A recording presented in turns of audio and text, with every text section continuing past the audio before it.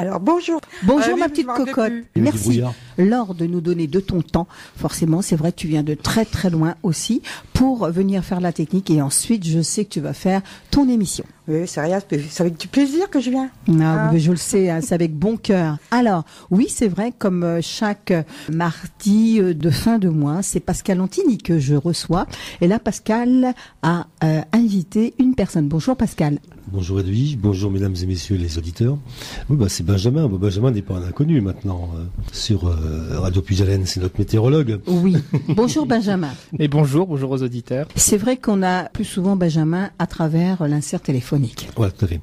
Alors aujourd'hui, je voudrais faire une dédicace spéciale, c'est pour mon épouse, bonjour Marie, donc qui était en clinique à Paris, qui a subi une intervention assez technique. Voilà, je pense à elle, je l'aime toujours, et les filles aussi. Et nous aussi, elle nous écoute? Normalement, oui, elle écoute. Oui. Alors, c'est comment son prénom? Marie. Marie. Nous aussi, on pense bien à toi, Marie. On te fait de gros bisous. Soigne-toi bien. Passe de bonnes fêtes de fin d'année parce que c'est très important. Et ton mari t'adore. Voilà. C'est dit. Alors, Benjamin. Oui, alors je suis venu toujours avec la même idée, c'est présenter la météo pour les jours à venir. Et comme en plus on est déjà à la fin de l'année, parce que déjà le 19 même décembre, dans une semaine, de Noël sera déjà terminé d'ailleurs. Je voulais faire un petit rappel, une rétrospective de la météo qu'on a eue cette année. Encore une fois, ça a été une année, il y a toujours des choses à dire, il y a eu des phénomènes assez importants. On termine encore sur une note avec des températures au-dessus des normales de saison. Ça a été encore une année assez chaude et en plus beaucoup plus sèche que les précédentes années. Je crois Pascal il démentira pas quand on parle des nappes ou des points d'eau. Ils ont quand même un peu souffert jusqu'au mois de juin-juillet. Ça a été un peu difficile à certains endroits. Malgré tout, il a plu là dernièrement. Voilà, c'est ça. Ça n'a pas remonté un petit peu. Ça va remonter, mais on a quand même un cumul assez important de l'année puisque déjà l'hiver dernier, on a eu jusqu'à, selon les zones, 2 à 3 fois moins d'eau par rapport au normal. Donc, et les nappes se remplissent principalement en hiver, puisque en été, les plantes absorbent une grande partie de l'eau et les nappes n'en profitent pas. Donc c'est surtout là la période. Donc c'est pour ça que c'est la pluie à l'hiver, c'est quand même assez important. Et on avait commencé l'année, alors je sais plus si vous vous rappelez, pas forcément très bien, puisque on a eu une tempête au tout début de l'année.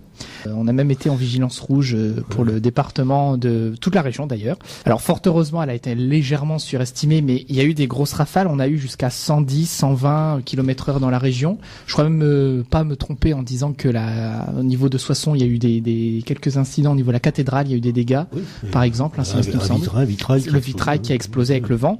Donc ça a été quand même assez un mois assez tempétueux. Oui. Parce qu'il y a eu 3 autres tempêtes ensuite qui sont arrivées. Nous, on a été un peu épargnés, même si ça a été très venteux. Mais bon, voilà. Après, c'est la période des tempêtes, le mois de janvier. Benjamin, quand on dit tempête, c'est ciblé. C'est parce que c'est ciblé. La tempête, elle est là, ou alors. Non, c'est la période où elle se forme le plus souvent, le mois de janvier. Et dans le nord de la France, on est la zone où il y a le plus de passages. Statistiquement, c'est ce que on est dans les zones de formation des tempêtes. Voilà. Bon, à part ça, l'hiver c'est terminé en douceur avec des températures. On n'a pas eu beaucoup de froid et pas beaucoup d'eau. Au niveau du printemps, on a continué pareil, 2 fois moins d'eau que ce qui était prévu, des températures qui étaient au niveau des normales. Et là, on a eu 2 faits totalement contradictoires. On a eu, et ça, je pense que tous les jardiniers s'en souviendront, des gelées très tardives. Et même des gelées noires. Alors les caractéristiques des gelées noires, ce sont des gelées qui sont accompagnées d'air sec et du coup ça attaque tout de suite les bourgeons des végétaux qui, pour une fin avril, commençaient déjà à débourrer et donc ça a fait des dégâts. C'est pas rare d'avoir des gelées fin avril, mais habituellement c'est accompagné d'un peu d'humidité, il y a une espèce de givre qui se forme et ça protège un peu les végétaux. Là l'air sec, ça littéralement l'adjectif noir il est bien utilisé parce que justement il y a eu des gros dégâts sur les arbres fruitiers. Beaucoup de personnes n'ont pas eu de fruitiers. Voilà. Et il y a même je me souviens des fraises qui commençaient à rougir et qui étaient noires. Voilà, c'est ça. Et certains arbres fruitiers s'en ont même morts, les jeunes fruitiers. Tout à fait. Donc ça a été assez tardif. Et puis d'ailleurs on a battu le record du nombre de gels en avril. Donc on a été à presque 15 jours. Un jour sur 2 a été un jour de gel au mois d'avril, ce qui est quand même assez important. Et fin mai, on a eu jusqu'à tout l'inverse. donc vers la fin du printemps, on a eu des températures jusqu'à 33, 30, 32, 33 degrés. Trop chaud. Donc c'est trop chaud, ça a commencé là. C'était fin mai, 32 degrés à Saint-Quentin exactement. Alors, j'ai fait un petit aparté, on va demander aux auditeurs d'être très attentifs à ce que dit Benjamin, parce qu'on va poser quelques questions après. Ah. Où nous mettrons des semences en jeu, donc écoutez bien lorsqu'il nous parle de jours de gel, de température. C'est ça. Voilà. Soyez bien Donc voilà, 32 degrés à Saint-Quentin. Donc voilà, bon, après le printemps il s'est terminé sous la chaleur, l'été il a commencé également sous la chaleur avec un mois de juin qui a été très chaud. D'ailleurs sur le site de Météo France il le dit, ça a été notamment pour le deuxième été le plus chaud depuis un siècle. Bon, voilà, depuis les relevés météo, donc c'est quand même assez important. Au niveau des faits, on a eu des fortes chaleurs. Le 21 juin était un jour très chaud, donc c'est pas anodin puisque c'est le jour de l'été quand même, le 21 juin. Oui. Et des des chaleurs assez importantes, parce que c'est ce que je disais à Pascal. Je me rappelle, il m'avait envoyé ce jour-là un petit message où il m'avait dit j'ai passé mon après-midi à arroser la serre et à mettre des feutrines parce que ça montait très fort, pour rafraîchir. Voilà, jusqu'à 37 à 38 degrés on a eu ce jour-là, donc c'était quand même assez important. Et puis bon, des pics de chaleur assez courant pour la saison.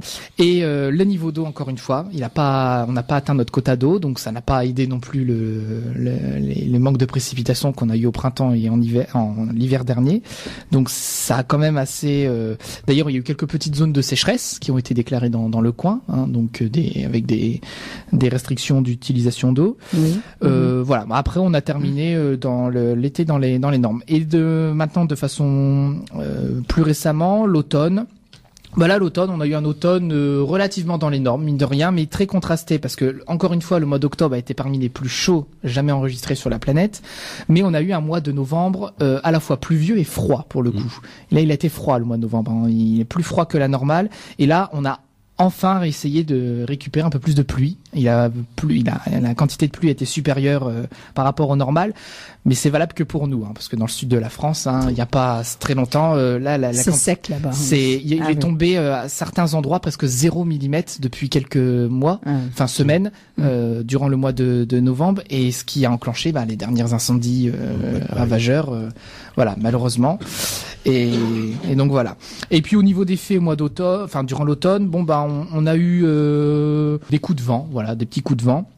Il y avait juste eu, c'est assez rare pour le souligner, même s'il y a peu de gens qui s'en rappellent, on a eu un cyclone qui a frôlé la France le 16 octobre. Alors nous, on s'en est pas rendu compte parce que pendant ce temps-là, on était bien protégés sous notre anticyclone. Il faisait bien chaud, c'était un temps vraiment, c'était notre été indien d'ailleurs à cette période-là. Pendant ce temps-là, il y a un petit cyclone qui a passé au large de la Bretagne et qui a fait des gros dégâts en Irlande. Donc on est passé de pas très loin, on l'a surveillé de très près et heureusement pour nous, c'est pas passé loin, mais forcément, d'autres pays l'ont eu et notamment l'Irlande.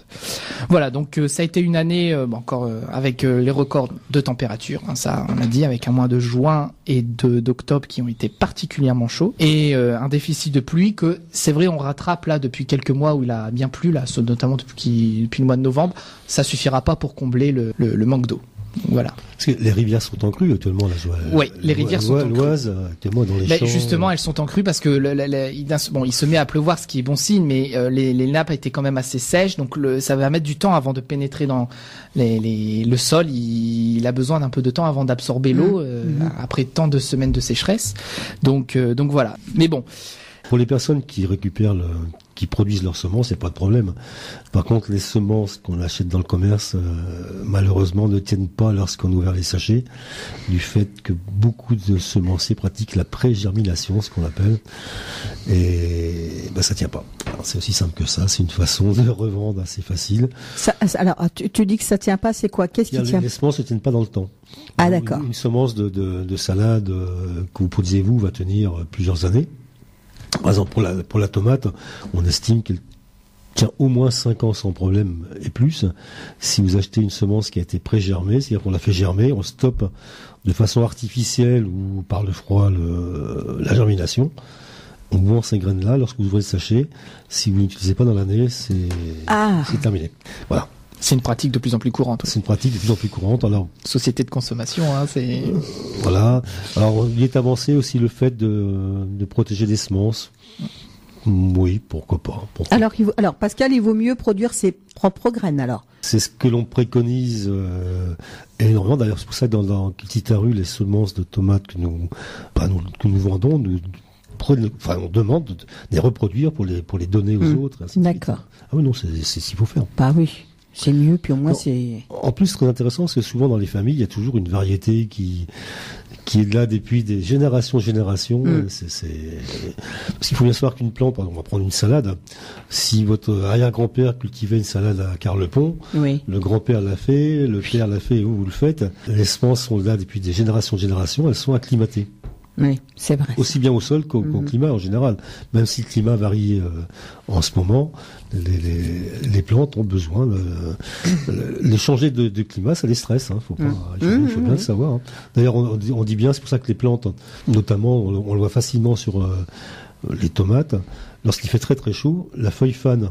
En fait, elle se met en drapeau, ce qu'on appelle pour économiser les fuites d'eau, mais c'est un stress, c'est une forme de stress. Ou elle s'enroule aussi sur elle-même. Ou elle s'enroule. Ah oui, ça je l'ai vu, ça. C'est oui, pour donner moins de surface au soleil. De perte d'eau, ouais, c'est ça. Perte d'eau, donc il y a moins d'évaporation, c'est une forme de stress. C'est une forme de stress. Donc les plantes, moi on le voit au niveau, j'ai récupéré des semences de laitue qui viennent de Suisse, donc un climat qui est tout de même plus montagneux qu'ici. Ah oui, oui. Et donc ici elles sont très en avance. Ça pose aucun problème.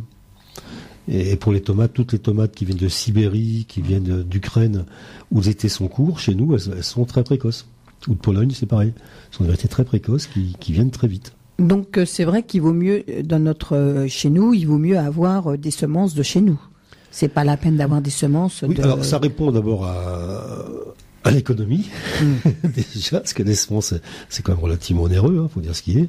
Et puis ça fait perdurer un savoir-faire aussi, ce que faire des semences. Moi, j'ai appris à le faire avec mon grand-père et mon père. Bon, il y a des gestes. Oui. Et donc, reproduire ces gestes avec ses enfants, ses petits-enfants, c'est très agréable. Ah, c'est bien. Donner à savoir, le transmettre. Parce que si on a un savoir et qu'on le garde pour soi, quel est l'intérêt? Ça sert à rien du tout. Imaginez le musée du Louvre qui a la Joconde, mais qui ne le montre pas au public. Quel est l'intérêt?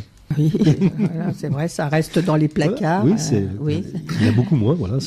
Exactement. Voilà. C'est pour ça que je refuse d'avoir une banque de semences énorme. Tout ce que j'ai a toujours été cultivé. Ça, c'est un principe. Là, alors là, qu'est-ce que tu as dans ton grenier, on va dire tes petites graines, elles attendent le mois de mars pour que tu puisses les semer ou quoi? Oui. Oui, le mois de mars. Nous, dans le groupe dont fait partie Benjamin est notre informaticien. D'accord. Météorologue, il a 2 casquettes, météorologue, informaticien. On en parlera tout à l'heure, justement, si le site internet, toutes ces petites choses-là, si ça fonctionne, si ça marche. Franchement, on a que des bons retours. Pour l'instant, oui. Pour l'instant. Voilà, donc ça. Il est jeune et pas comme moi, donc l'informatique, il maîtrise ça très très bien. Oui. Oh, nous on s'y met. Mais c'est vrai qu'on a besoin des petits jeunes derrière. Tiens, non, tu fais ça, c'est bien. Donc nous les vieux, ils partagent. Nous donnons plutôt les gestes de jardinage. Oui, c'est vrai. On est plus dans la nature, dehors. Non, mais les semences, je pense effectivement, donc les jardiniers font leurs achats à partir du mois de janvier. Moi j'ai lu ce matin, on a regardé ensemble qu'on pouvait faire des semis de poireaux d'été. Moi ça me paraît très très tôt.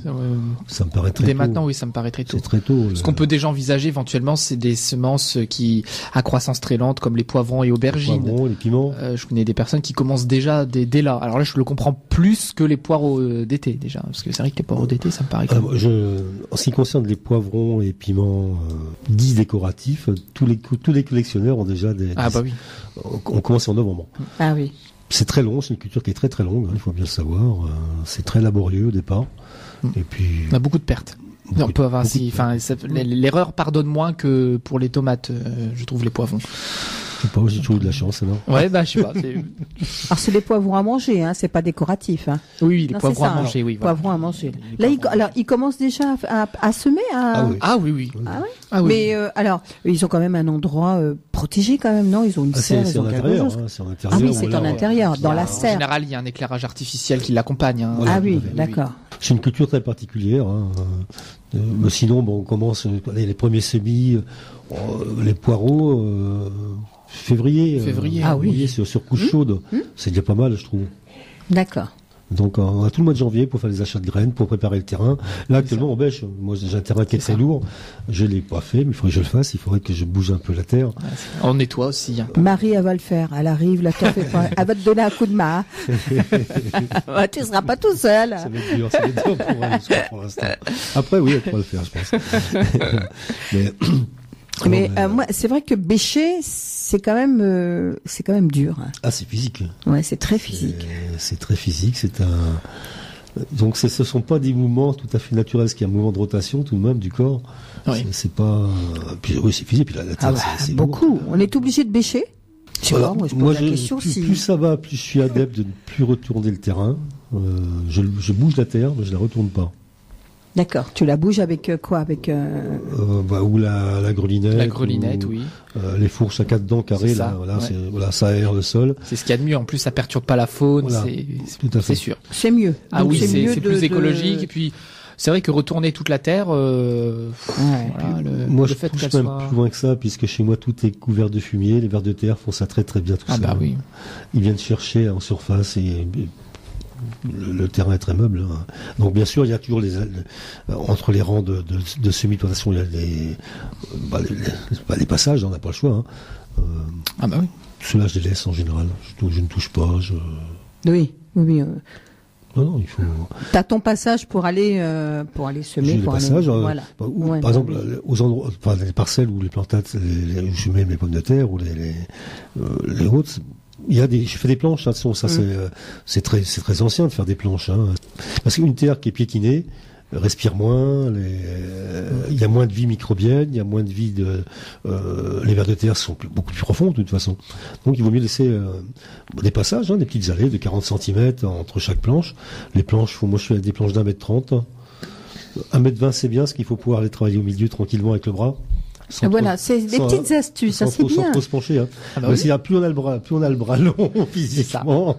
Ça c'est le genre d'astuce qu'on apprend avec le temps, parce qu'on se fait avoir une année, puis l'année d'après on se dit, bon allez. Oui, c'est vrai. Ah mais c'est comme tout, hein. On améliore. C'est ça. D'année en année, on améliore. Ce qu'il faut quand tu fais une planche, c'est pouvoir en tendant le bras sans trop se pencher, aller travailler au milieu. D'accord. Et aussi arracher, parce que si vous l'arrachez une carotte qui est en plein milieu d'une planche, vous devez piétiner ce qu'il y a sur le bord, c'est pas intéressant. Et ta planche, tu la laisses? Oui, je laisse. Voilà.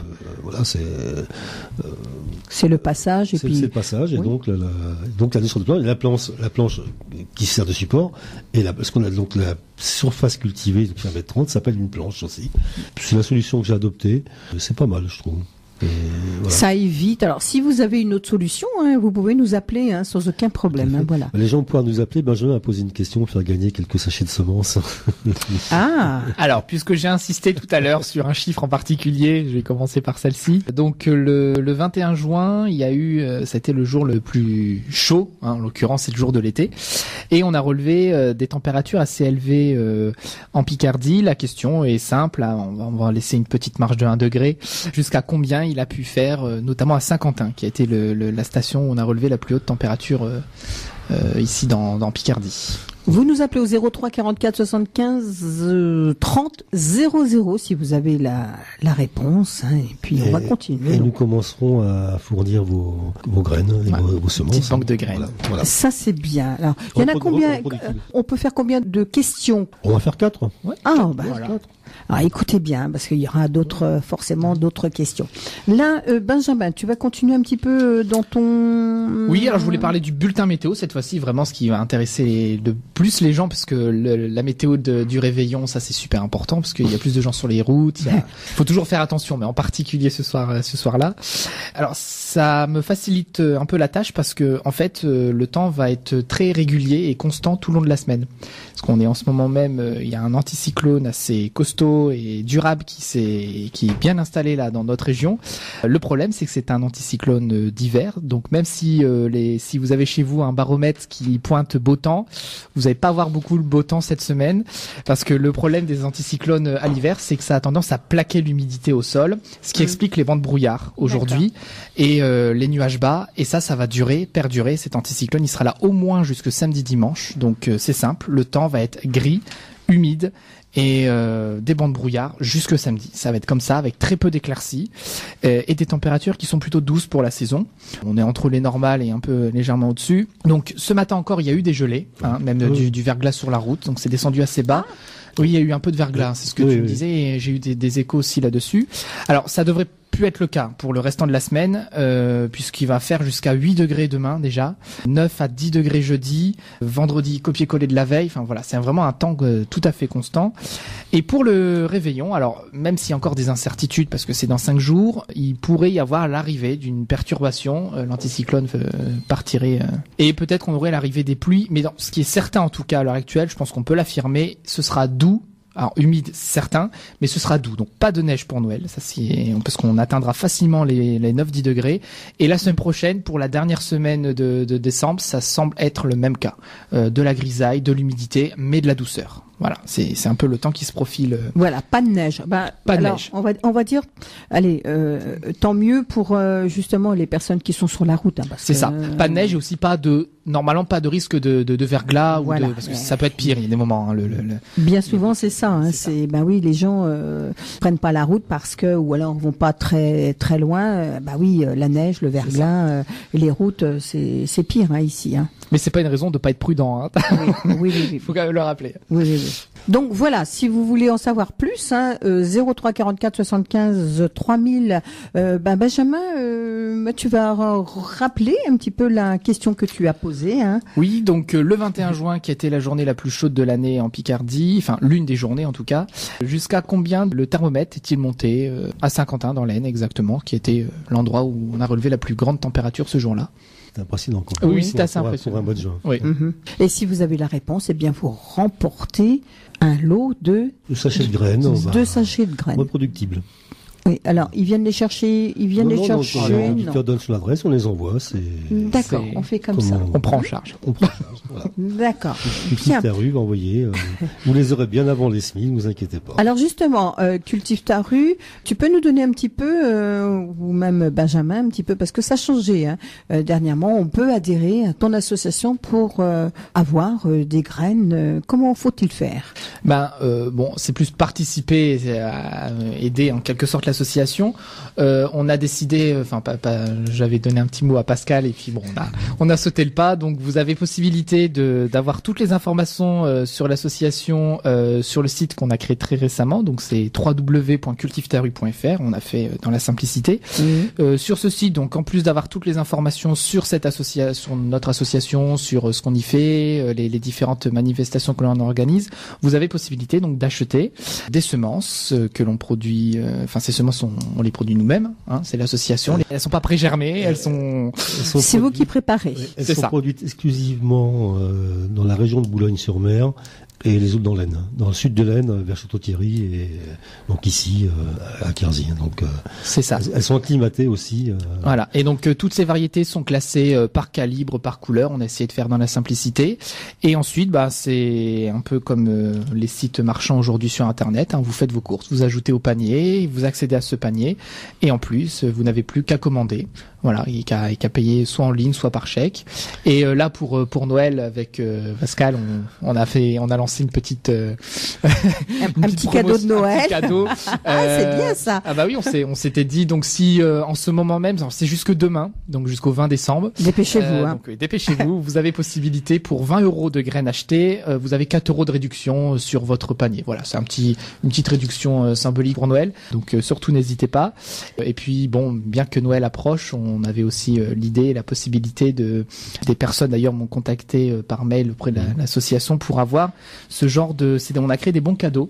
Donc vous pouvez acheter auprès de notre association des bons cadeaux, vous pouvez offrir ensuite à la personne et elle pourra commander auprès de notre association les semences qu'elle désire parmi ce qu'il y a de disponible sur notre site et profiter du bon cadeau qui a été acheté. C'est bien, mais c'est des bonnes idées ça. Voilà. Donc toutes les infos sont sur le site www.cultivetarue.fr. On rappelle, voilà, un numéro de téléphone peut-être. Non, il y a que le site pour le moment. Alors éventuellement une adresse de contact. Alors c'est pareil, elle est sur le site, mais sinon c'est contact@cultivetarue.fr. Donc ça c'est notre adresse mail et sinon le site, tout est dessus et il y a un large, comment on va dire, panel pour le choix de. Ah oui, alors on essaye c'est assez long et fastidieux pour essayer de mettre en place. tomates. Oui.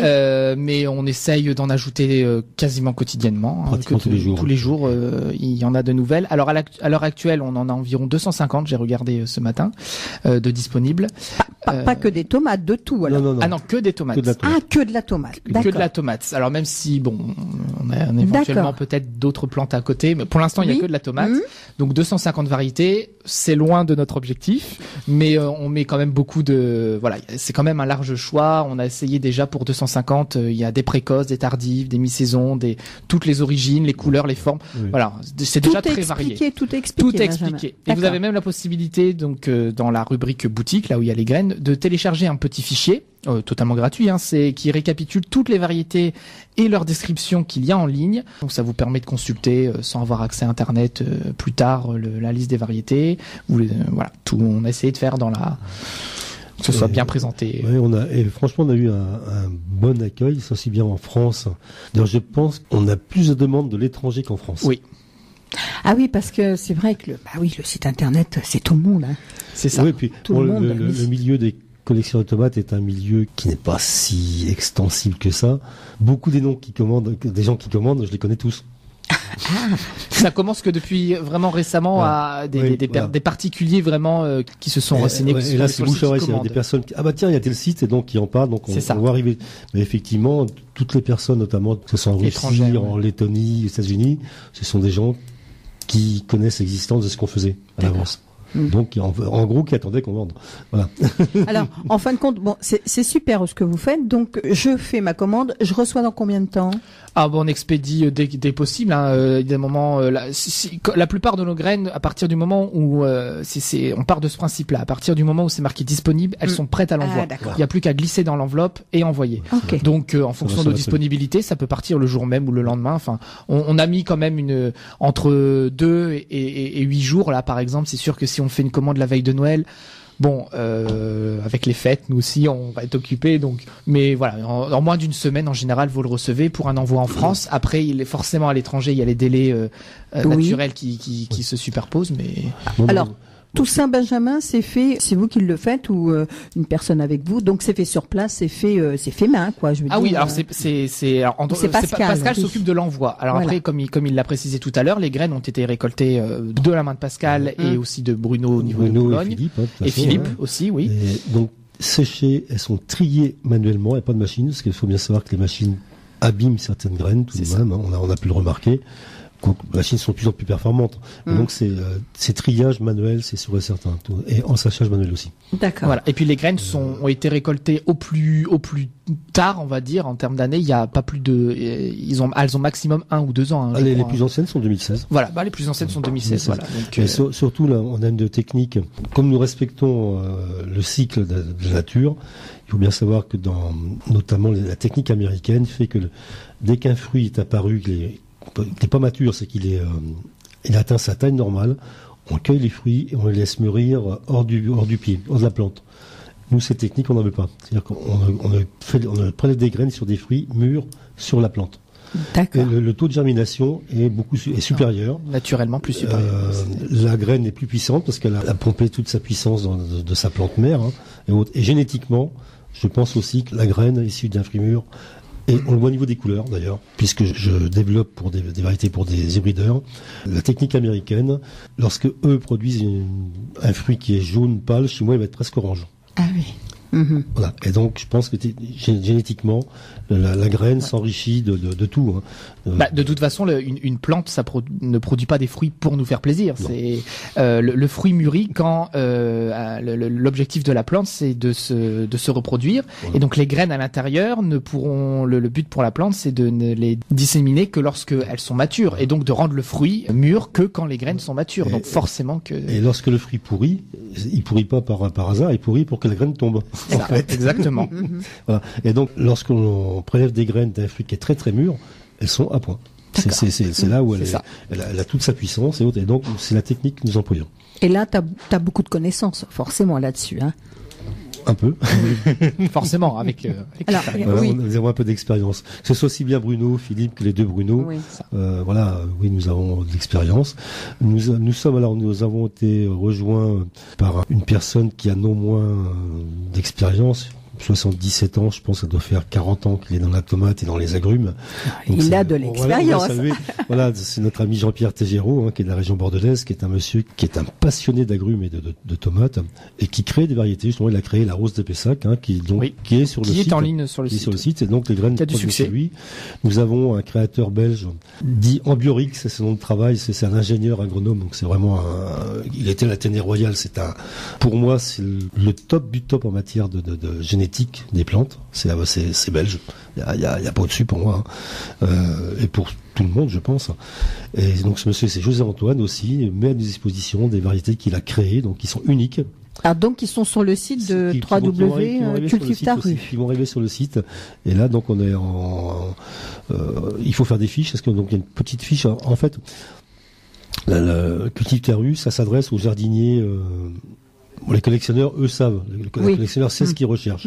Donc, on s'adresse surtout de façon très simple aux jardiniers de tous les jours. On n'emploie pas de terme, le terme le plus barbare que nous puissions... Anthocyanes. Donc anthocyanes, c'est une molécule qui fait qu'une tomate est plus ou moins bleue ou noire. C'est les fameuses tomates bleues, voilà. Donc ça, on l'explique. Donc il y a un article qui a été écrit par Benjamin, d'ailleurs, qui l'explique facilement. Mais on n'emploie pas de terme technique. Très barbare, voilà. On a voulu vulgariser. Ça veut dire que la personne qui ne connaît rien en jardinage peut éventuellement aller sur votre site et dire je peux prendre. On peut très bien se lancer avec des premières semences de tomates. Voilà, exactement. Oui. Surtout que l'on a mis en ligne, et ça pour le coup ça a été écrit par Pascal, des conseils de culture, notamment pour traiter au naturel bien sûr les plantes, donc avec l'utilisation du purin, du bicarbonate, de l'ail. Voilà, ces fiches sont également disponibles sur le site. Et gratuit. Tout est gratuit, sauf bien sûr l'achat des graines. Alors pour information, donc parce que ça c'est une question qui revient assez souvent. Donc les sachets de graines, on envoie entre 10 et 15 graines par sachet, par variété, en fonction le prix c'est de la rareté. Donc quand c'est rare, on est plus près des 10 que des 15, mais on garantit 10. C'est ce qui est minimum. Et au niveau du prix, c'est 2 € le sachet, hormis quelques rares variétés, mais ils se comptent sur le doigt d'une main pour l'instant. Il y en a peut-être une toute petite dizaine, je crois, qui sont à 2,50 €. Voilà. Mais sinon, c'est 2 € le sachet de graines. D'accord. Donc, des variétés très très rares sont des variétés qui sont ce qu'on appelle ou en voie de disparition. Notamment l'Oscar Gontier, qui est une tomate canadienne, qui a pratiquement disparu. Nous avons la chance d'avoir, par des collectionneurs, d'avoir eu quelques graines. 3 graines exactement, on l'a reproduite, maintenant là. On en a une autre qui est russe, s'appelle la Linnaeus. La Linnaeus, oui. C'est une tomate cœur de bœuf noir et rouge qui est magnifique, et donc on est les seuls à la détenir actuellement d'ailleurs. Et on a d'autres, on a la domaine Saint-Jean-de-Borgard, il n'y a que nous qui l'avons. Ah bah oui, la nouvelle. Parce que nous l'avons créée. Emalia, nous sommes aussi des seuls, parce que c'est une création maison aussi. Voilà, et donc là c'est... Il y a la Pascal de Picardie est en ligne aussi. Oui, voilà, l'an dernier je sais si. Mais je veux dire, voilà, Oui, j'allais... Elle est même plus dans les raretés d'ailleurs. Ah non, non, c'est... Mais le but c'est de favoriser la biodiversité, et que ce soit abordable, parce que mettre 50 graines dans un sachet, on a préféré en mettre moins, et que les personnes puissent en acheter plus de variétés. Oui, ça c'est bien. Voilà. Parce que avec 10 graines, si vous semez 10 graines, vous allez avoir au moins 8 plants d'une variété, vous pouvez même en donner à vos voisins à échanger. Et c'est ce que l'on veut, c'est ce qu'on veut favoriser. Et donc, puisque nous faisons des expositions ou des fêtes de légumes ou de tomates, nous allons à la rencontre du public. C'est quand même l'objectif numéro 1. Le site, ça ne remplacera pas nos rencontres avec le public. Ah, tout à fait. C'est complètement différent, mais c'est bien, moi, je trouve. Ce que vous avez fait, ça, on sent que tu aimes bien quand même, ça te donne peut-être beaucoup plus de travail, mais tu contrôles, on va dire, plus ton association dans ce sens-là. Parce que comme dit Benjamin, c'est vrai que ça ne t'empêche pas d'aller d'aller là-bas, mais là, tu as un site, c'est un petit plus pour toi. C'est surtout nous voulons rester, nous sommes furieusement opposés aux subventions et autres, nous voulons rester libres. Parce que les semences, pour nous, les semences sont libres, les semences paysannes sont libres. L'histoire de royalties, nous combattons ça c'est clair. Le breveté du vivant, nous combattons aussi, ça c'est clair qu'il est hors des questions. Par exemple, la Pascal de Picardie, où nous l'avons créée, ou la domaine Saint-Jean-de-Borgard, qui a été baptisée à Saint-Jean-de-Borgard cette année. Si Edwige te donne 3 graines, tu la reproduis l'année prochaine, tu peux les donner à qui tu veux. Oui, d'accord. C'est libre, il n'y a pas de royalties, il n'y a pas d'interdit. Et ça, c'est le but. Et nous ne sommes pas les seuls, il y a des Américains qui le font, des Russes le font aussi. aussi, mais nous sommes à l'opposé de l'industrie qui, au contraire, veut faire du breveté sur le vivant. Et ça, c'est non. La nature, ça n'existe pas. C'est ça. Et toutes les semences sont en plus, comme tu l'as dit, reproductibles, c'est-à-dire qu'il n'y a pas d'hybride F1. Voilà. Non. Elles sont stables ou sur le point de l'être, oui. En tout cas. Voilà, vous trouverez pas des variétés F1. Donc, et en plus, notre volonté, c'est pas non plus de faire la concurrence à des grainetiers professionnels, puisque d'ailleurs, on vend, je sais même pas s'il y a 1% des graines, des variétés que l'on présente sur le site sont présentes sur leur catalogue à eux. C'est pas du tout la même chose. Hein. Ah non, ce sont des semences paysannes. Voilà, c'est différent. Voilà, c'est complètement différent. C'est ça qu'il faut quand même défendre. C'était le but de par exemple, l'Oscar Gontier, ce qu'on en passe, c'est une tomate canadienne, enfin québécoise tout à fait. C'est encore, c'est différent. Qui a été créée par un monsieur qui s'appelle Monsieur Gontier, qui est magnifique, c'est une cure de bœuf qui est magnifique, qui est bonne et autre. Pourquoi elle est tombée dans l'oubli, on ne sait pas. Pascal, justement, ce qui tombe dans l'oubli, est-ce qu'on peut lancer peut-être un appel? Il suffit qu'il y ait une personne qui nous écoute et puis qu'il y ait peut-être ce genre de semences, d'un fruit oublié qui puisse éventuellement vous les faire savoir, vous les faire parvenir ou vous le dire même. Non, puis même il n'y a pas que la tomate, oui. Ça soit dans la salade par exemple. Il y a un conservatoire qui existe dans le nord de la France ou qui est en train de recenser toutes les laitues, notamment locales. Je connais des personnes qui travaillent, c'est fabuleux parce que ils sont des personnes âgées qui disent moi j'ai ça depuis et voilà. Oui. Depuis toujours quoi. Oui, mais bon voilà. Alors à savoir à qui le donner parce que comme vous dites la personne âgée, oui, mais bon si elle le garde pour elle et puis qu'elle veut pas le donner, ça sert à rien. Il faut qu'elle puisse. C'est ce dont nous parlions une fois avec Mariana de Moldavie. S'il n'y a plus de mémoire des anciens, il faut la mémoire, mais il faut transmettre. Ah ouais. Oui. S'il n'y a pas de transmission, ça ne sert à rien. Exactement. Il faut transmettre. On le voit sur les fêtes, on a beaucoup de jeunes, même des adolescents, qui viennent à notre rencontre. Il y a eu un point bas, ce qu'on appelle, un moment où ça ne bougeait pas trop, mais là on sent un frémissement, on voit de l'intérêt, on voit... curiosité, et puis... des gens qui viennent nous voir avec des semences, tiens, j'ai ça. Et souvent des jeunes, j'ai ça, qu'est-ce que c'est ?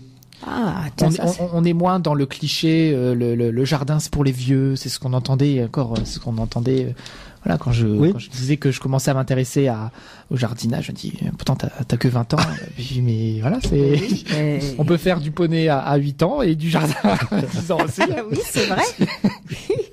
Et puis on fait le jardin en poney. Ah bah oui. Puis le jardin c'est pour tout le monde. Non mais c'est vrai. C'est ça. Faut aimer. Je pense qu'effectivement, c'est pas vieux. Dimanche j'étais à Paris en famille. Il y a beaucoup de jeunes femmes. Quand je dis jeunes femmes, c'est la plus âgée de 25 ans, je crois, et les autres, la plus dernière, c'était ma fille qui avait 10 ans. Et donc, il y a un intérêt pour ces jeunes, des villes d'ailleurs, qui est grandissant, on le sent. Et ça, c'est bien.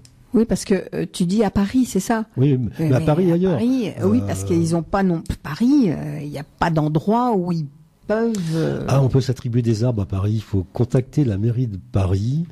On peut cultiver au pied des arbres. Voilà, ça je ne connaissais pas. Si. Alors il faut contacter la mairie de Paris. D'ailleurs, on en a vu un arbre ce week-end où il y avait des cultures autour, c'est assez amusant. Ah, c'est super, chacun son arbre.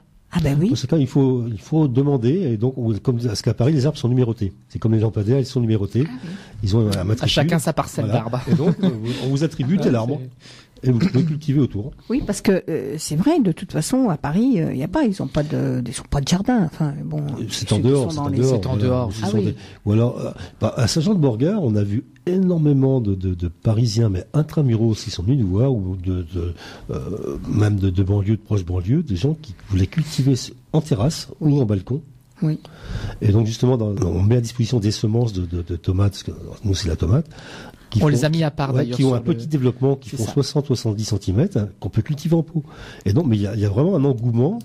Les gens veulent voir grandir une plante, veulent la voir s'épanouir, et il y a un engouement. C'est fabuleux. On en a quelques-uns à disposition de quelques-unes variétés. On avait senti cet engouement il y a déjà 2-3 ans à Bruxelles. Les Bruxellois étaient en avance par rapport à nous en France là-dessus. Et en France, on le sent aussi, ça vient. Mais je veux bien te croire parce que c'est vrai que pourquoi pas, sur la terrasse, pourquoi pas même dans un pot, ou même chez eux, ils peuvent. Ce qu'on appelle les jardins à 4, on met 2 salades dans la grandeur d'une feuille de papier. Voilà, tout à fait. Ça se fait. Et dans les écoles, je pense, c'est pareil, il y a des Ça se fait de plus en plus, des oui. professeurs, des Dans les instituteurs. crèches aussi, ça Voilà. on commence déjà dès le plus jeune âge. C'est pas bien, les faire découvrir. Parce qu'ils sont beaucoup. C'est vrai que je croise beaucoup d'enfants aussi. Si la tomate n'est pas ronde et rouge, ils en veulent pas. Ou alors c'est pas une tomate ou c'est ancré. Ah bah, si on continue, dans 20 ans, certains ne connaîtront que la feuille de chêne en salade. Hein. Ah bah oui. Parce que il y a un effet de mode feuille de chêne. Bon voilà. Mais non, je pense que et c'est bien parce que c'est ces jeunes qui sont là, c'est la relève. Et on n'a pas besoin de les rééduquer, ce que les vieux comme moi, souvent, faut les rééduquer. Tandis que cette éducation, c'est beaucoup plus simple à faire. C'est beaucoup plus simple. Et puis, ils sont curieux, de toute façon. Oui. Puis, c'est la relève, de toute façon. C'est la relève. Tout à fait, oui. Et puis c'est bien, comme tu dis, c'est bien de leur inculquer un petit peu la nature, la culture, on va dire comment que ça pousse. C'est ça, un petit peu. C'est que ce soit à la campagne ou que ce soit sur Paris. Moi, je trouve qu'ils ont autant de Ah mais de toute façon, je pense, bon, ça c'est quand on regarde un peu ce qui se passe au niveau de l'urbanisme, on voit bien que les villes vont devenir de plus en plus vertes. Et on peut cultiver sur un mur maintenant, à la verticale, on peut cultiver. Il y a des sacs avec des poches. C'est plutôt une curiosité actuellement, mais ça se fait. Oui. Ça se fait. Et en plus, c'est un avantage, ça isole les murs, ça fait plein de choses, et ça nourrit aussi les gens. C'est vrai. Ah oui. Économie de chauffage aussi, parce que ça fait protection thermique. Enfin, ça a que des avantages. Il y a plein de choses c'est vrai, à Esthétique. découvrir. Oui, c'est comme tout. Il y a eu la période au niveau de l'agriculture, engrais, pesticides complets. Hein, ça c'était depuis 50 ans. Puis maintenant, on commence à revenir en arrière. De toute façon, il faut bien. Il faudra. C'est de la sagesse. On va y arriver. Sans pesticides, ça y est, ça commence. Ouh là là, ça commence. Ça y est, ça commence à. On va dire, les gens commencent à prendre ça sérieusement. Oui, ça rentre tout doucement dans les mœurs. Tout doucement. Et en plus, là, les décisions qui commencent à être prises sont de plus en plus sérieuses. Voilà, l'interdiction, par exemple, à la vente de pesticides aux particuliers. Oui. Voilà, ça c'est pas anecdotique, c'est quand même une décision assez. Tout à fait. Oui. Alors qui peut être par contre à double tranchant parce que il y a des jardiniers qui disent moi sans pesticides je peux rien faire. Bon, oui. PTB, prends ta binette et bine. Hein. Voilà. Non mais c'est ça, un petit peu. C'est ça. Voilà. Faire du sport. C'est du sport. Oui. Mais ça commence. Je veux dire, dans tous les petits villages, on voit les personnes qui s'occupent de la commune. Maintenant, ils ont la binette et puis voilà. Et c'est de plus en plus vert quand même. Hein. On voit. Moi, j'aime bien parce que bon, quand c'est trop propre, c'est pas. Le brin d'herbe qui dépasse du trottoir, c'est pas plus. Ah, c'est génial. C'est bon. Bah oui. Ouais. Et en plus, les brins d'herbe ont la qualité de retenir l'eau lorsqu'elle coule. Exactement. De toute façon, la nature est bien faite. Hein. Bah oui. Alors, Benjamin, tu vas peut-être rappeler la question parce que on n'a pas de. Oui, alors je peux la modifier aussi, mettre un peu plus simple. Oui, on va la modifier. Très simplement, quel fut l'un des 2 mois, il y a 2 réponses possibles, les plus chauds jamais enregistrés cette année, en 2017 en France. Voilà, il y a 2 réponses possibles. Donc, vous avez une chance sur 6. Donc, n'hésitez pas. Donc, on rappelle, il y a une mise en jeu des sachets de graines qui vous seront envoyés par l'association. Vous n'avez rien à faire, juste à donner votre adresse hors antenne et on s'occupera de l'envoi. 03 44 75 3000. Pascal, qu'est-ce qu'on fait? On jardine, on cultive, on gratouille. C'est le moment du repos. Là, c'est vrai, on se repose. Nettoyer les outils, nettoyer les tunnels, nettoyer tout le matériel. Hein, ça, c'est pour préparer. Hein, ça, si tu dis du repos, faire un petit plan de jardin aussi, se dire déjà prévoir où on va mettre les légumes d'avance, parce que c'est vrai que quand c'est le moment de tout semer, ah mince, j'ai plus de place pour mes carottes ou j'ai plus de place pour mes, donc prévoir un peu à l'avance les quantités, les emplacements. Les emplacements, c'est ça. Oui. Alors, en avançant dans l'âge, je sème plus souvent et en quantité moindre. Donc ça prend moins de place en fait. C'est sûr. Voilà. Peut-être avant je faisais par exemple les carottes. Quand je semais des carottes, je semais des carottes. 10 rangs de carottes. C'était assez important. Maintenant j'ai fait plusieurs semis dans l'année. Ah oui. Et effectivement ça permet d'étaler d'une part et puis de prendre moins de place en fait. Voilà. Bon, c'est vrai qu'il y a des cultures, il faut poireau, on n'y revient pas 50 fois. Il y a le poireau d'été, puis après c'est le poireau d'automne-hiver. Hein. Parce que le poireau reste très très longtemps en terre, donc lui il faut prévoir une place. Même encore là, la carotte et puis poireau, ils sont encore en terre. Hein. Moi les carottes je les laisse tout l'hiver. Moi aussi. Je mets de la Saint-Valéry, de la carotte de Tilque, elle reste en terre. Par contre j'ai vu qu'il y avait quelques visiteurs qui commençaient à les croquer un peu. Oui. Ah les petits coquins. Ça, c'est... On ne peut pas Il faut bien qu'ils se nourrissent. Il faut bien qu'ils se nourrissent, ouais, exactement. Voilà aussi. Mais ça arrive. Non, puis là, bon, on continue maintenant pour ceux qui sont un peu en retard à faire la taille d'automne de rosier, c'est-à-dire ce qu'on appelle la taille de nettoyage. On raccourcit un petit peu, puis voilà. Donc. En ce qui concerne le rosier, on raccourcit 2 fois. On raccourcit là et puis on raccourcit vers le mois de février, au mois de mars. Au mois de mars. Février pour les rosiers grimpants. Pour ceux qui sont très précoces, on peut commencer en février, effectivement. Genre Madame Alfred Carrière, choses comme ça. Sinon après, oui, c'est mois de mars. Hein, pas. Moi, je taille plutôt tard. Je suis plutôt vers fin mars, moi. Fin mars, ouais. D'accord. Parce que on l'a vu cette année, hein, mois d'avril, fin avril, quand il a gelé très fort. Eh ben oui. Moi, il y a beaucoup de rosiers sont morts d'ailleurs, qui étaient en pleine sève. On noircit. Hein. Ah bah oui. C'est pour ça que c'était une gelée un peu particulière, une gelée noire là. C'était. Le rosier, ça gèle pas, si. Quand il est en bourgeon. En bourgeon, c'est ça ça les brûle. Ça les brûle.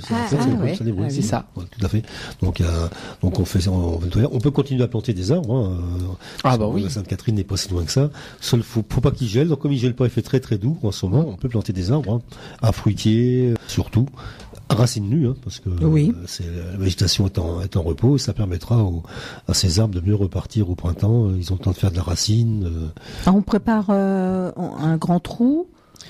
Alors, de toute façon, il faut un grand trou. Hein. Moi, en général, je fais un trou d'1 mètre de diamètre. 1 mètre. Oui. Oh, c'est beaucoup, ça.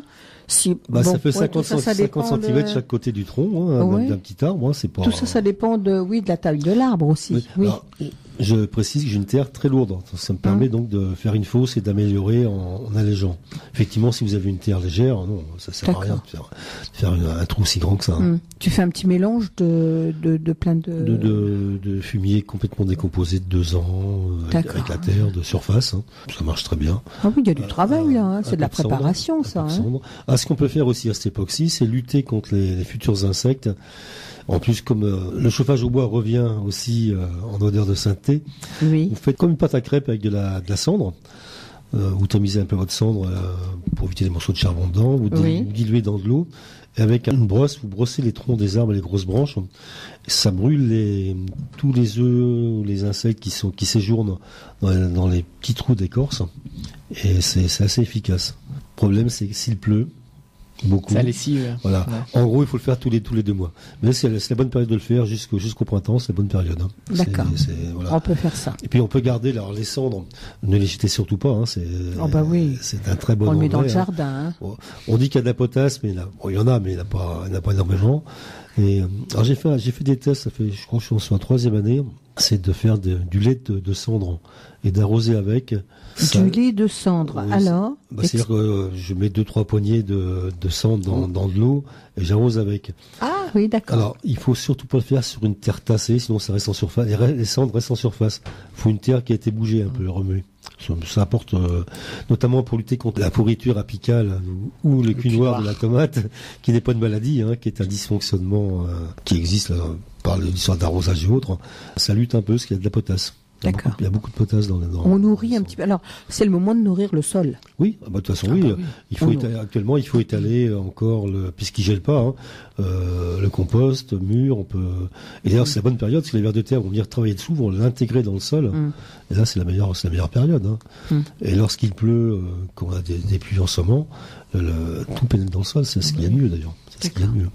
Ça c'est on peut encore préparer les tranchées pour mettre des asperges au printemps.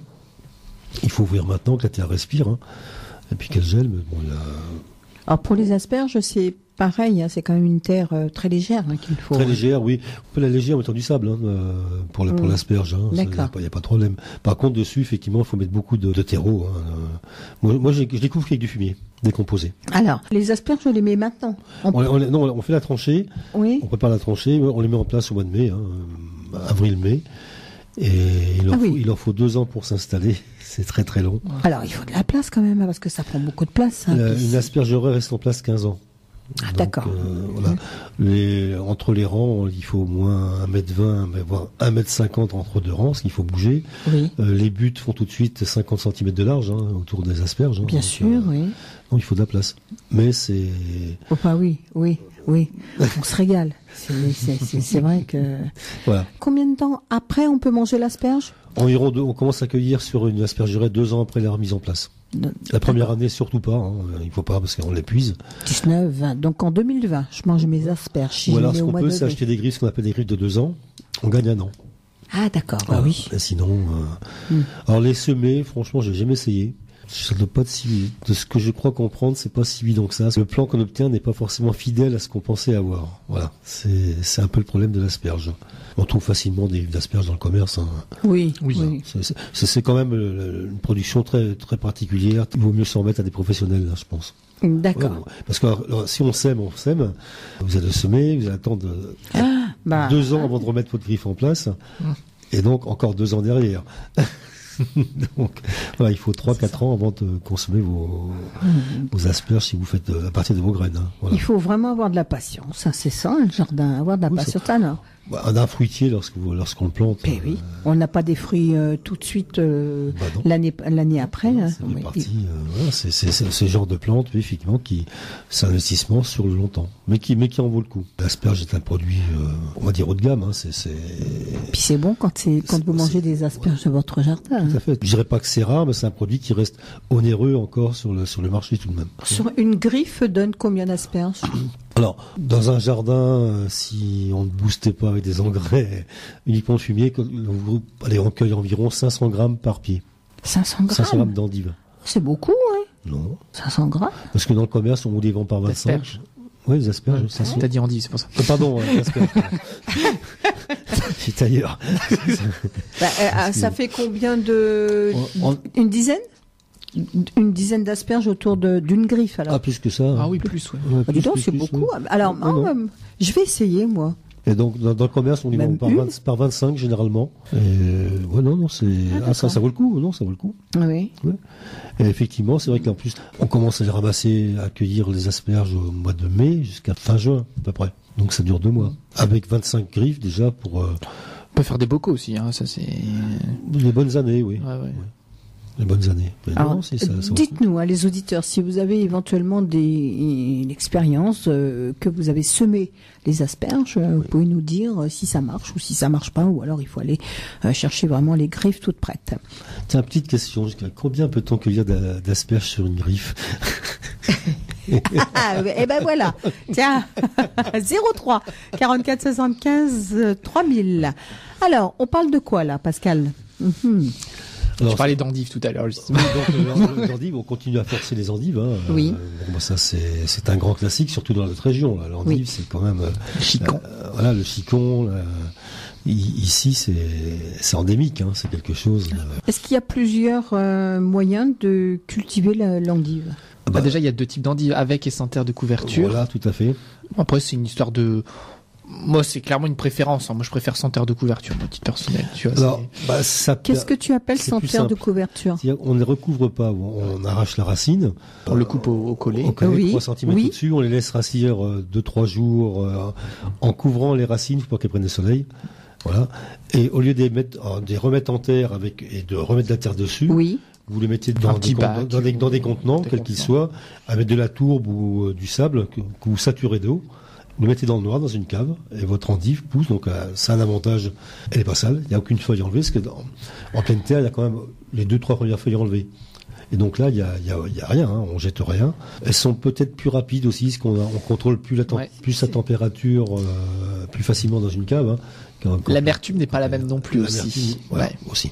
Oui, parce que l'endive, c'est amer hein, quand même. Ah oui, ça... Ah si, c'est amer. Ah oui, c'est amer. Hein. Alors, j'ai toujours entendu dire, ma grand-mère et autres, on ne lave jamais une endive, ça la rend amère. Oui, moi je les lave pas non plus. Non. Ouais. Ça a tendance à rendre amère. Et une autre astuce, mais qui n'est pas de moi, qui est d'un producteur de la région de Chauny, lorsqu'on la coupe, il y a une espèce de trognon dedans. Une espèce de cône qui tient les feuilles. Donc, par-dessous, avec un couteau pointu, enlever cette espèce de cône. Enlever le trognon, lorsqu'on les fait cuire, notamment, elles sont moins amères, un peu moins amères. Mais c'est bon, moi j'aime bien. Hein. Et l'autre solution, c'est, lorsqu'on les fait cuire, ou braiser, mettre un jus de citron. Ah oui, le jus de citron, oui, ça c'est. Le jus de citron, donc, ça enlève l'ingrédient miracle. Ça enlève l'amertume. Jus de citron. Voilà. C'est ce que tu fais, toi, Laure? Non, moi je les mange comme ça, j'aime bien. Sans citron. Et ils sont... Bah, si, avec une béchamel, quand même, c'est mieux. Ah, Ah bah oui, Ah c'est oui. béchamel. Ou l'endive au jambon aussi, ça c'est. Voilà, Ah, c'est bon, oui. ouais, une Ou salade même- d'endive, c'est salade bon d'endive avec des aussi. pommes. Ah, Ah avec oui. des pommes, ah bah oui. oui. L'amertume et le sucre des pommes, ça. Ça, Oui. c'est très, très bon. Ah oui, oui, c'est vrai. Là, on vous donne des idées. Un, Ah peu, oui. un peu d'huile de noix, de noisette. Ah oui, super. Là. Ouais. Non, c'est ça, c'est puis en plus, franchement, on est vraiment dans la région de l'endive, hein, donc il faut en Ah bah profiter. oui. Hein. Ah bah oui. Voilà, c'est typiquement d'ici. Donc l'endive. Après, qu'est-ce qu'on a encore? Les topinambours, toujours. Alors les topinambours, ça va, il fait pas froid en ce moment. Sinon, faut penser à protéger le pied, parce que si vous voulez arracher vos topinambours, parce que le topinambour ne s'arrache qu'au moment de consommer. Il se flétrit, si le tubercule flétrit. On arrache le... Ah oui, et... on les prélève au fur et à mesure des besoins. Hein. Ah oui, d'accord. Mais s'il se met à faire moins 15 degrés et qu'on n'a pas mis de la paille, Faut aller la chercher. il faut la pioche.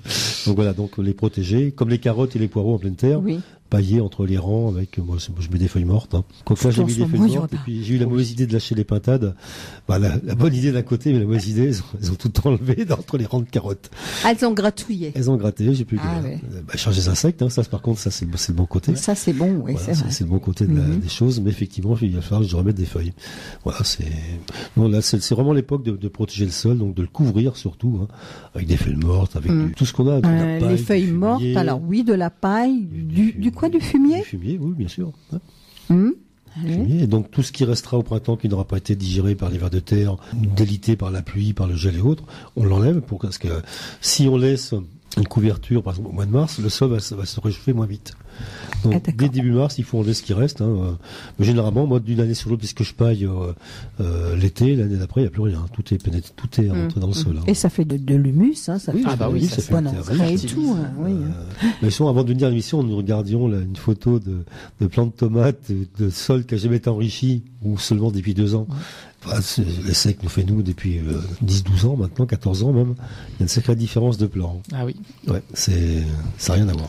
Mais tous les ans, de toute façon, on dit les années ne se ressemblent pas, et tous les ans, il faut quand même apporter un petit peu beaucoup à votre terre.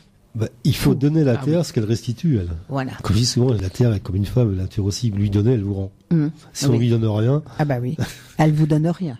Tout à fait. Non, mais c'est vrai.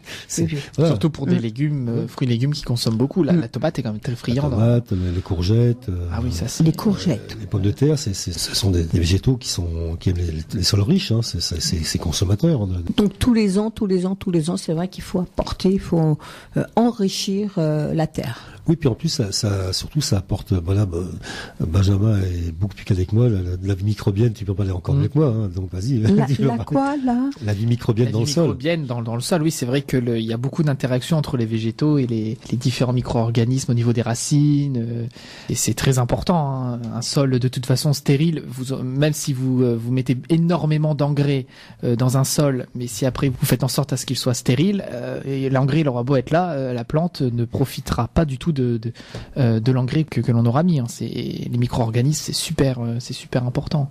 C'est une symbiose entre des mondes microbiens, entre les végétaux, et tout ça permet. Alors, La on les nature laisse. est vraiment bien faite. Hein. Oui. C'est ce que j'allais dire. On les laisse faire tout seuls. Ah oui, faut laisser. Ouais. Ça Ouais. se fait naturellement. On n'a rien à faire, Non, nous, non. finalement.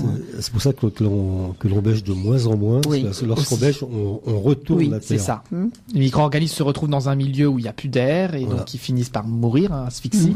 Et le temps que de nouveaux micro-organismes se remettent en place en surface, ça prend du temps. Donc c'est vrai qu'il faut mieux préférer la petite grelinette. On rajoute, oui. qui On va rajoute. aérer la terre. Ouais, c'est ça, oui.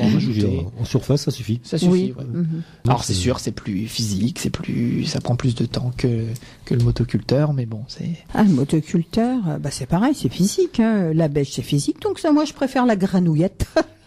la grenouille. Le jardinage, c'est une activité physique. Ah bah, Ah tout bah est oui, physique. ça c'est vrai. Non, mais c'est Bien vrai. que le désherbage aussi. C'est pas le désherbage, c'est pas ce que je préfère. Il faut le faire. Ah bah, Mais bon, il faut le faire. Bah oui, c'est comme tout. Bah, hein. ça dépend. Hein. Les pommes de terre, par exemple, je désherbe très très peu. Bon, sauf quand l'herbe commence à envahir par dessus, mais je laisse des herbes dans. Alors, dans ben, les moi pommes de justement, terre. j'en avais parlé une fois, et je confirme sur plusieurs années, je laisse l'herbe dans les pommes de terre, Ouais.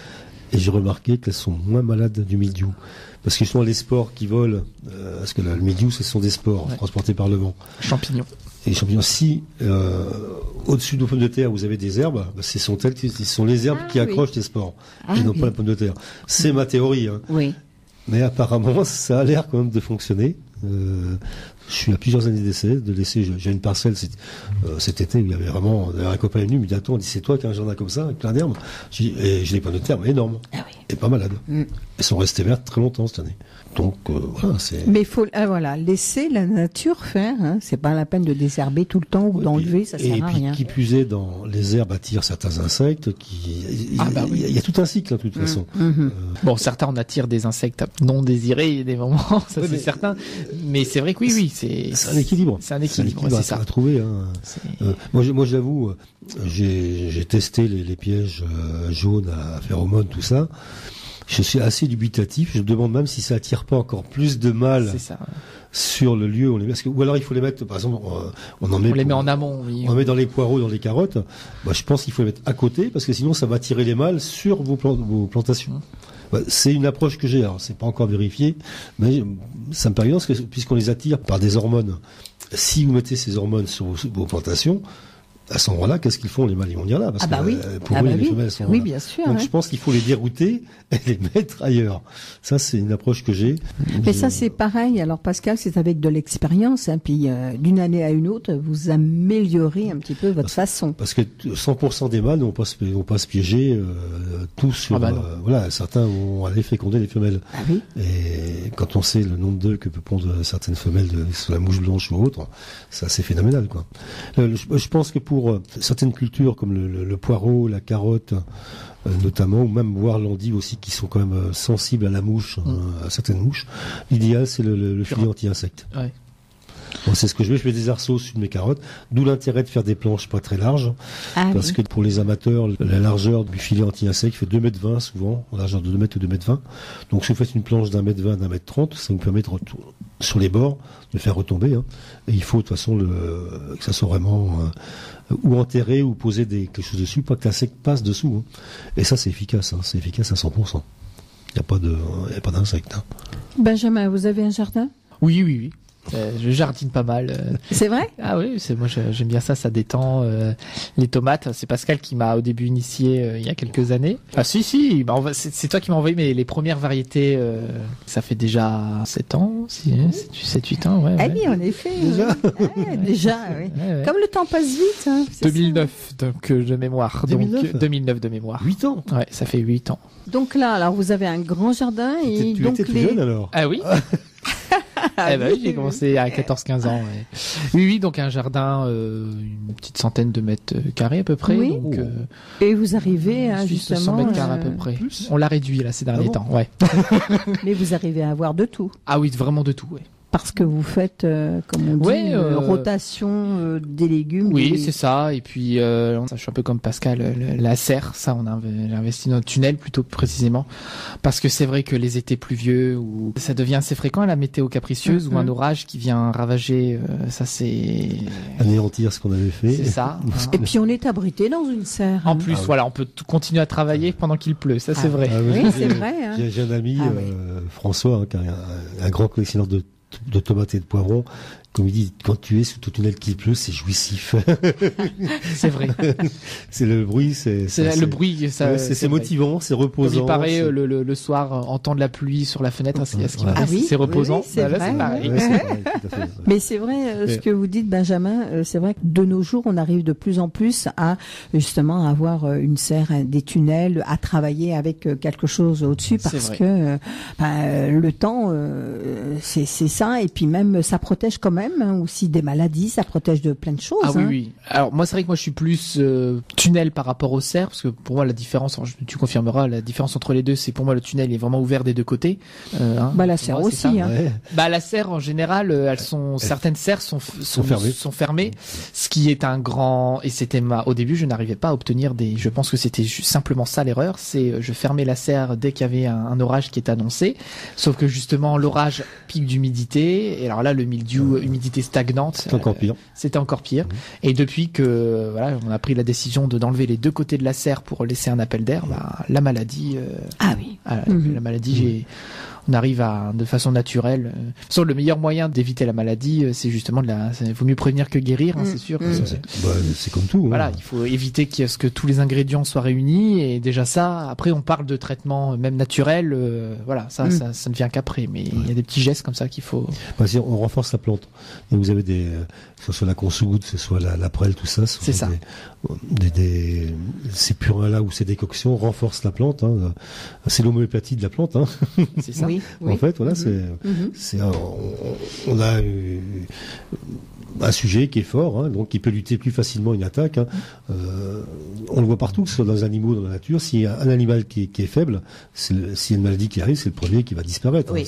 Hein. Les plantes, c'est ça. Exactement pareil.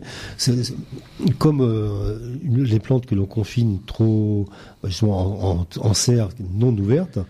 La plante donc qui n'est pas habituée à avoir du vent ni rien, le moindre problème après, elle va être fragile, elle est fragile. Fragilisée. Voilà, Oui. il faut l'endurcir. On endurcit les plantes, hein. Oui, On dit bien. D'ailleurs, certains mettent leurs plants au réfrigérateur avant de les planter pour les endurcir. Ça, je savais pas ça. Si, ça se fait. Ou si vous achetez vos plants, il nous faudrait un grand réfrigérateur, nous. C'est ça, ouais.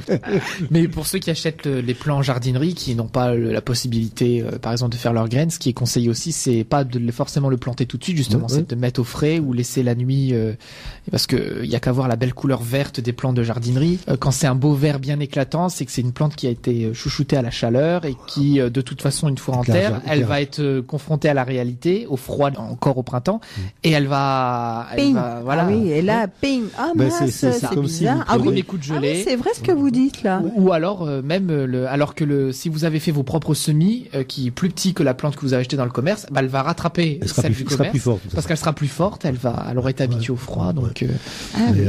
Mais il en va aussi du bouturage de beaucoup de plantes, comme le dahlia par exemple. Vous prenez une patate de dahlia, vous la mettez dans de la tourbe humide à partir, on va dire, février-mars dans votre cave. Vous prélevez des boutures de 15 cm de haut, vous les mettez en terre. Ils seront plus beaux que le dahlia issu de pommes de terre. Ah oui. La tomate, vous prenez votre gourmand, vous égourmandez, vous mettez en sol. Je peux vous garantir que il sera beaucoup plus fort que le plant mère. Il n'aura pas les maladies d'une part, il sera plus producteur, plus tardif, ça c'est une chose. Donc plutôt d'arracher les gourmands, de les jeter, quand vous potez une tomate, on le laisse. Vous coupez votre gourmand avec un cutter bien proprement, c'est un peu mieux que casser. Avec votre doigt, faites un trou dans le sol, mettez dedans, vous tassez, vous arrosez une fois, elle va faire la tête pendant 3-4 jours, elle va flétrer, elle va repartir, et elle sera plus forte.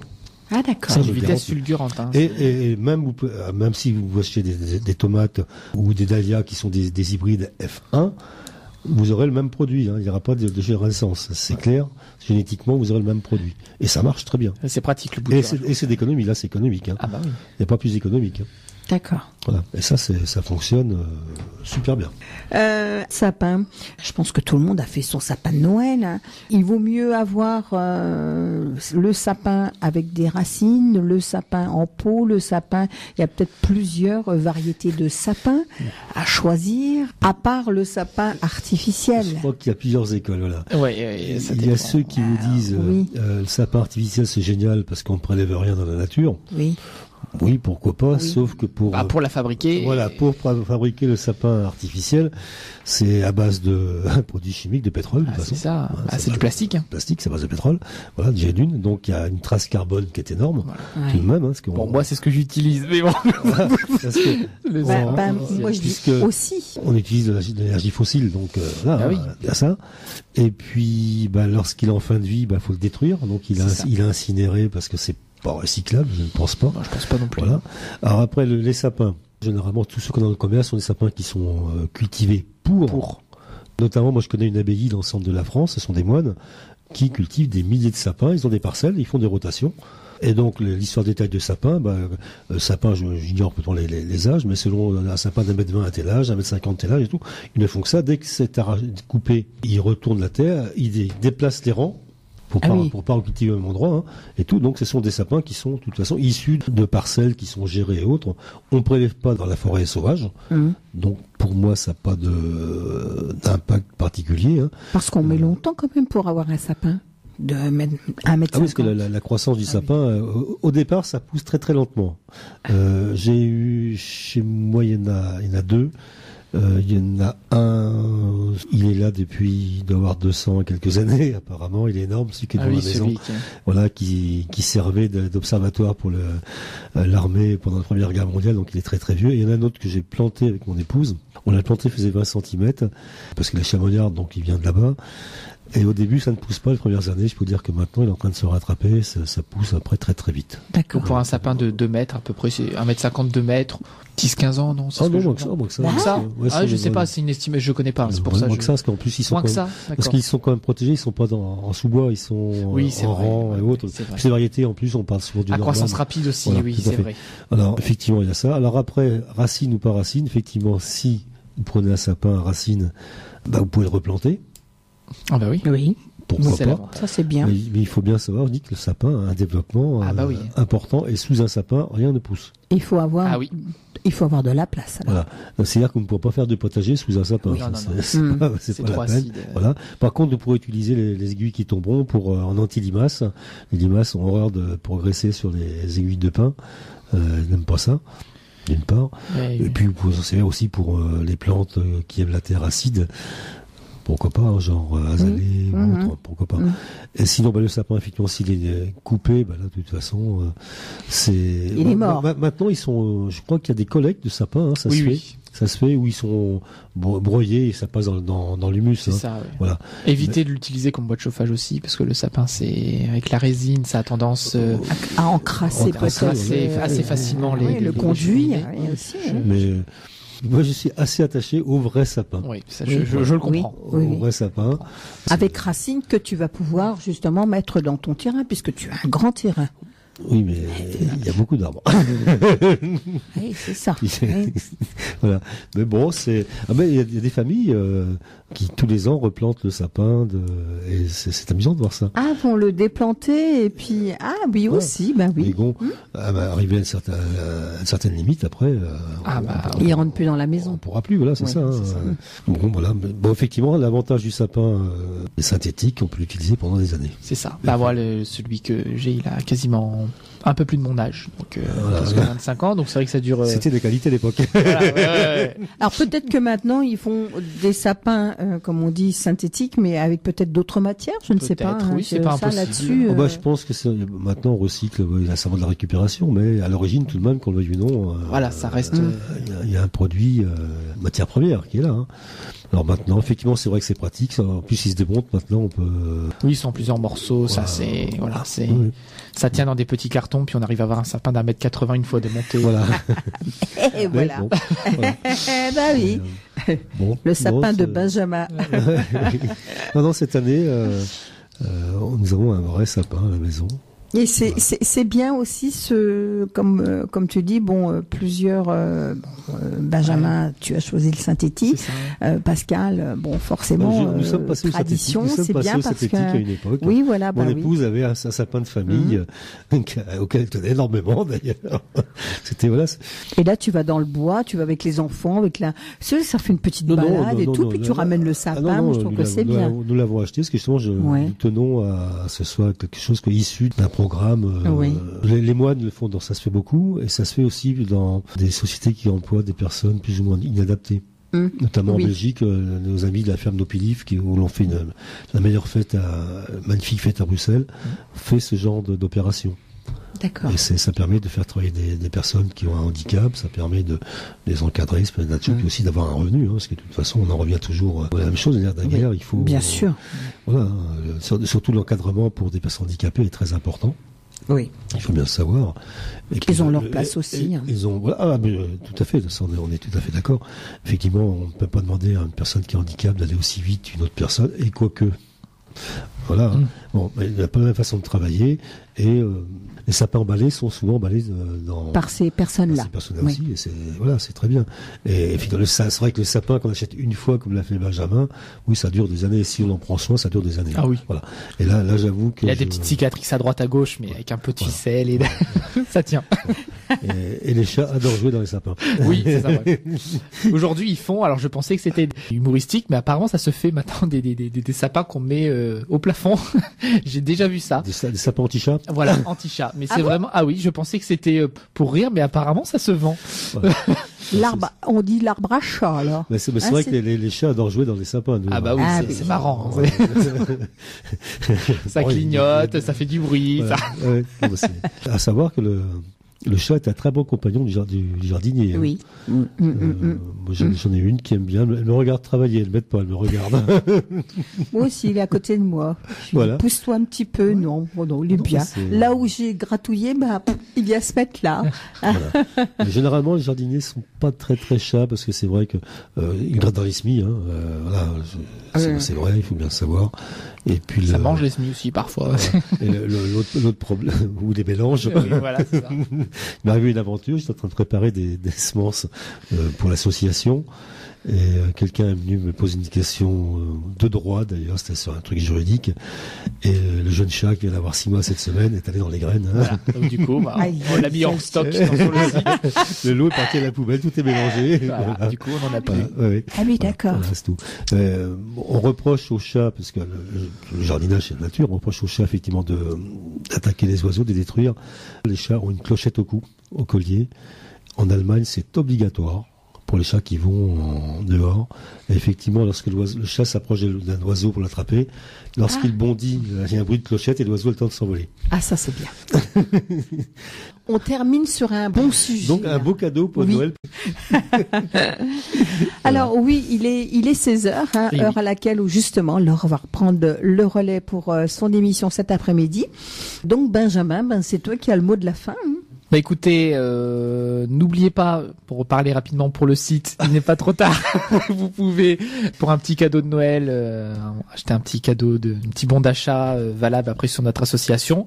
Là, le rush des grainetiers, des achats de graines va commencer là pour les particuliers. Et bah sinon, passez de très bonnes fêtes de fin d'année. Alors l'association, tu rappelles Oui, alors www.cultivetarue.fr.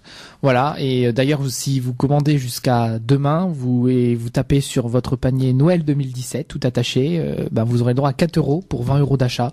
Bon voilà, c'est déjà pas mal. Pour 2 € le sachet de graines, donc ça vous fait déjà 10 bonnes variétés. Et donc voilà. Et ce sera une très bonne action, ça permettra de continuer l'action notamment en Moldavie, qui est toujours en cours. Oui. Et donc là, on est en train d'étudier, puisque là, visiblement, ils ont une attaque d'insectes dans leurs semences. Et la seule façon de les protéger, c'est de les mettre au froid, ou au congélateur, ou dans un réfrigérateur. Et j'ignorais complètement qu'un réfrigérateur qui nous vienne pourtant de Moldavie, Yougoslavie, à des prix très très bas en France, là-bas ça vaut 550 €. L'équivalent de 2 mois de salaire, de mois et demi de salaire. Qui c'est qui a ravagé les... L'association dont Mariana nous a parlé il y a 3 semaines ont eu un problème d'insectes dans leurs semences, et la seule façon de protéger ces semences, c'est de les garder au froid, donc congélateur ou réfrigérateur. Ah oui. Et donc ça va être un de nos prochains. J'ai commencé à regarder comment on pouvait faire transporter par avion un réfrigérateur venant de France. Et là-bas, ils en ont pas. C'est très très cher. C'est très cher, proportionnellement. Cher. Alors. Ouais. Et il n'y a pas d'autres moyens pour justement conserver. Les insectes n'aiment pas le froid, généralement. Voilà. Et donc, c'est la solution. Naturelle, forcément. Naturelle. Parce que des solutions, il y en a toujours radicales. Mais non, eux ne sont pas du tout là-dedans. Donc c'est un de nos prochains projets. Et puis, on va voir. Voilà, 2018, pour nous, c'est déjà bien dessiné. Je pense qu'on va essayer de faire venir ces gens-là.